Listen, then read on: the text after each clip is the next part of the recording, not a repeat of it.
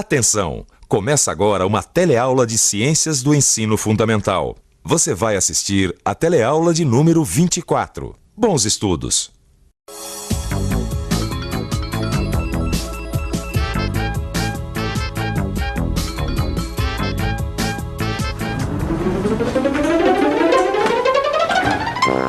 Opa!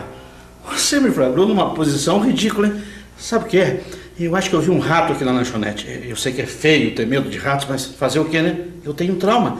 Eu já peguei uma leptospirose por causa dos ratos. Por falar nisso, olha ele aí, ó. Muito bonito, hein, seu Alberto? Com medo de um ratinho de corda que eu uso para dar minhas aulas. Você pode estar rindo do trauma do Alberto, mas ele tem razão em ter horror aos ratos. E os ratos são apenas um dos problemas que afligem as pessoas nas cidades. Na teleaula de hoje, a gente vai falar sobre a vida nas cidades. E você vai ficar sabendo como a natureza se encarrega de manter o equilíbrio do ambiente, por que as cidades atrapalham esse equilíbrio, as dificuldades da convivência dos seres humanos com os animais daninhos nas cidades e ainda os animais que não são tão daninhos assim. A teleaula de hoje começa com uma notícia de jornal que tem tudo a ver com o ratinho do Alberto.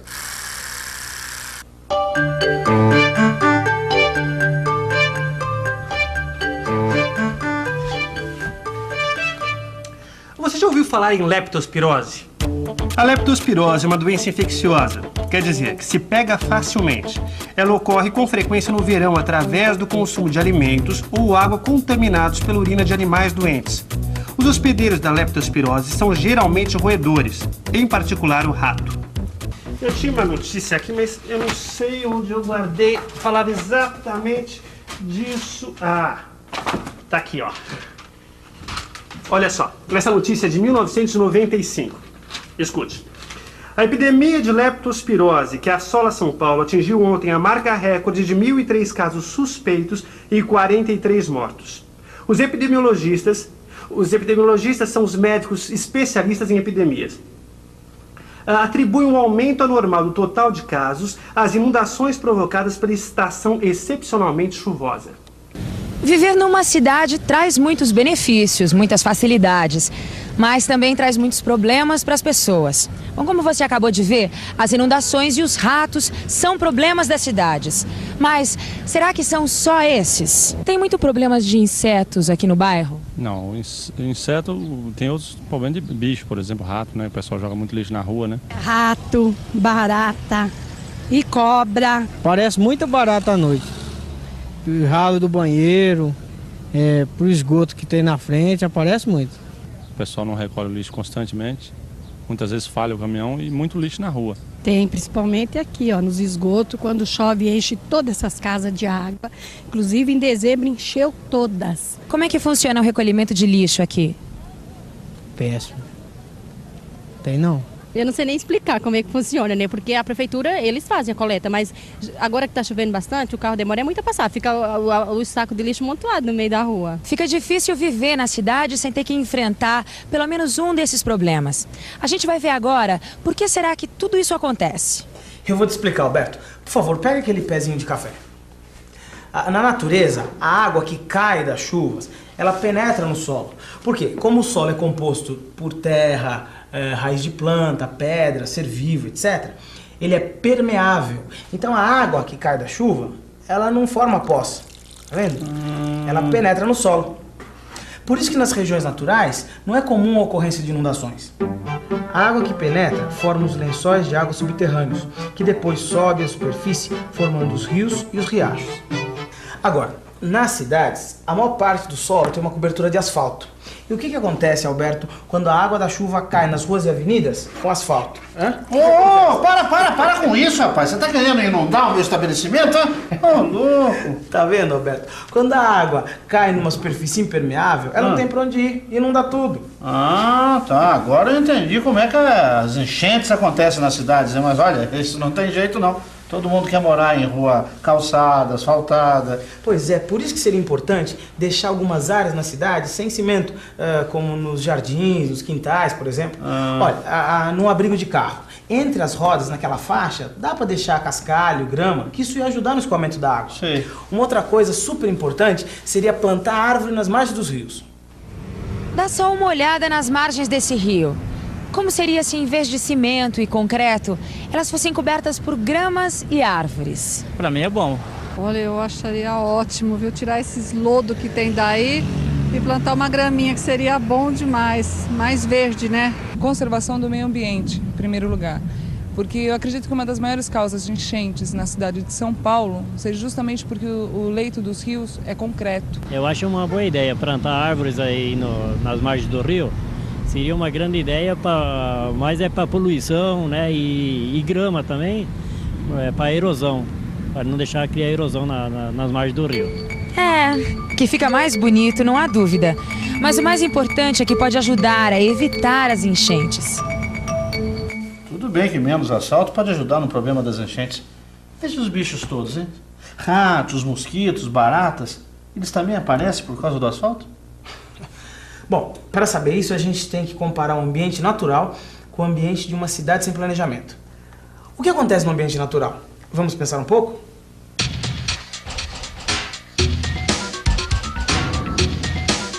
Vamos pensar um pouco.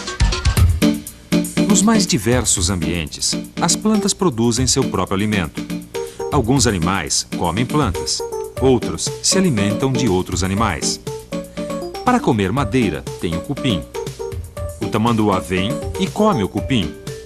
A onça vem e come o tamanduá. Sardinha come alga. Golfinho come sardinha. Agora vamos pensar num ambiente de cidade e seus bichos. Traça dá em papel e tecido. Vem a aranha e traça a traça. Vem a lagartixa e traça a aranha. Os restos de comida atraem a barata. Lagartixa come barata e o gavião come a lagartixa. Outro que gosta de resto de comida é rato. E quem gosta de rato é gato. Olha, Alberto, agora dá uma olhada aqui, ó, nessa lista e me responde. Quais desses animais a gente encontra nas cidades? Passarinhos, gatos, barata, lagartixa, traça, aranha, cupins. É a minha vergonha aqui, ó, rato. Tá bom. Agora me responde o seguinte, o que aconteceria se aumentasse a quantidade de resto de comida? Bom, se aumentasse a quantidade de restos de comida, ia aumentar também a quantidade de baratas e lagartixas, né? Bom, o gavião eu duvido muito. Mas também, ó, ia aumentar aqui a quantidade de ratos e gatos. Você chegou onde eu queria. Você está descobrindo que tem alguns animais que não conseguem sobreviver nas cidades, mas tem outros animais que conseguem sobreviver muito bem. É claro, nos ambientes naturais, a natureza se encarrega de controlar o número de animais. Cada um depende da quantidade que existe do outro para se alimentar. Já quando as pessoas invadem o ambiente, as pessoas fazem queimadas e desmatamentos, destruindo árvores para construir casas. Isso desequilibra o ambiente. Alguns animais mudam para outros lugares, muitos morrem, e existem aqueles que ficam nos lugares, mesmo sem ter as mesmas condições que tinham no ambiente natural. Olha, mas pelo que eu tô vendo, para alguns animais a cidade até que convém, viu? Aumenta a quantidade de comida, eles têm mais lugares para se abrigar. E o mais importante, alguns caçadores que comem esses animais ou foram embora ou morreram. Pois é, por isso os animais que se adaptaram à vida nas cidades acabam se reproduzindo muito mais e aumentando de número. Para entender melhor essa história do aumento e diminuição do número de animais, vamos acompanhar o que acontece com os cupins. Olha aí uma revoada de cupins na natureza. É uma festa para aves, tamanduás, macacos e morcegos. E os cupins que sobram são suficientes para manter o nível da população. No campo, eles comem tocos e galhos de árvores. Na cidade, para comer cupim, só sobram as aves e uns poucos morcegos. O que acontece? Sobra muito cupim, aumentando a população. Além disso, o cupim não liga muito para a apresentação do seu prato preferido, a madeira. Pode ser servida feito árvore, viga de casa ou mesa. O cupim devora tudo e vira uma praga. Alberto, além dos cupins, qual outro animal que se deu muito bem na cidade acabou virando uma praga? As malditas baratas, Neneu. Você não sabe o quanto eu gasto com material de limpeza e dedetização por causa dessas danadas. Não, são danadas mesmo, né? Porque você sabe que a barata é um animal muito antigo. Elas apareceram mais ou menos uns 200 milhões de anos, sabia? É, nunca perderam a pose, né? Parece que se deram muito bem, viu? Tudo isso que vocês estão vendo aqui é um lixão. É um paraíso para as baratas. Elas também apreciam os esgotos e a escuridão. Elas caminham pelos canos de esgoto até a casa da gente. Bom, daí para chegar até os alimentos e contaminar tudo, é só mais alguns passinhos. Mas não é só de baratas que consiste a população dos lixões. Os camundongos e as ratazanas também se dão muito bem por aqui. Eu sabia. Olha aí a gente de volta pros ratos. Pois é, os camundongos e as ratazanas infestaram a cidade. É, também, né? Esses bichos comem qualquer coisa. E como comem, viu? Não, e além disso, eles se reproduzem com uma velocidade espantosa, né? É. Os ratos ficam muito à vontade em qualquer lugar. Porão de casa, esgoto, bueiro. E para completar, tirando os gatos, não existem outros animais que se alimentam de ratos. Além disso, nem todos os gatos podem com as ratazanas, que são grandes e agressivas. Podem morder e transmitir a raiva. Os camundongos não assustam tanto, mas assim como as ratazanas têm pulgas, e as pulgas dos ratos transmitem doenças como a peste. O xixi dos ratos se mistura com as águas das enchentes e transmite a nossa conhecida leptospirose. Outra praga da cidade são os pernilongos. Eles se reproduzem em locais de águas paradas, como essa poça, os vasos de plantas e até mesmo os rios sujos. As fêmeas picam as pessoas e transmitem doenças, como a dengue, a malária e a febre amarela. Lineu, mas será que na cidade só sobraram os animais daninhos? Todos os bichos da cidade transmitem doenças? Não, tem animais que não transmitem doenças, não. Você já ouviu falar que tem lagartixa em casa da sorte, por exemplo? Ah, já. Então, a sorte, na verdade, é que a lagartixa é um inseticida natural. Outro animal que se alimenta de insetos também são as aranhas, tá vendo? Com isso, as aranhas acabam ajudando no equilíbrio do ambiente. Tem ainda escorpião, lacraia, pelo de cobra, tatuzinho, morcego. Mas para saber mais detalhes sobre todos esses bichos, leia o seu livro de ciências. Agora vamos tirar essa bicharada daqui que pode aparecer uma fiscalização, né?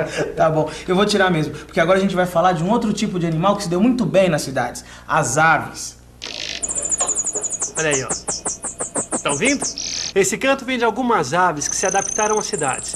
Elas são tão comuns que nós até nos esquecemos dos seus hábitos naturais. As pombas, por exemplo. Assim como os pardais, tico-ticos, bem-te-vis, chupins e os urubus, as pombas aproveitam o que está na frente delas para se alimentar. Comem sementes, frutos e insetos. Quando vivem nas cidades, elas se adaptam às comidas mais estranhas. Pipoca, salgadinho, pão, biscoito, salame, arroz, pedaço de frango. Elas aproveitam tudo que nós desperdiçamos. As aves comem nosso lixo. Você já reparou a quantidade de coisas que nós jogamos fora? Olha só a quantidade de coisas que a gente joga fora. Esse é outro dos grandes problemas das cidades, o lixo.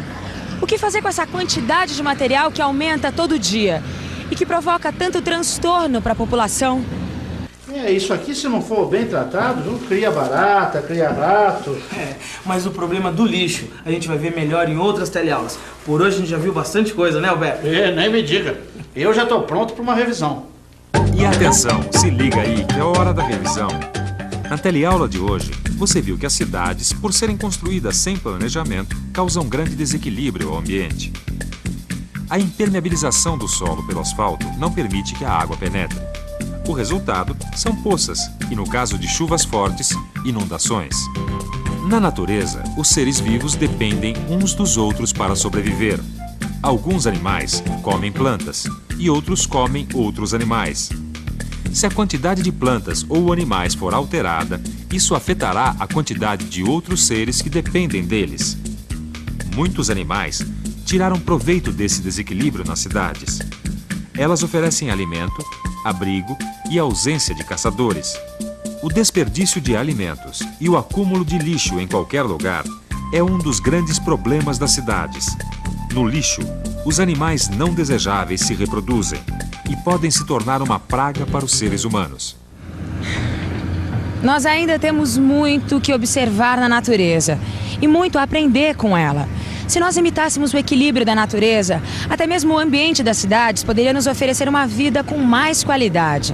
E para aprender mais sobre a natureza, observe de perto as nossas teleaulas. A gente se vê na próxima aula. Até lá!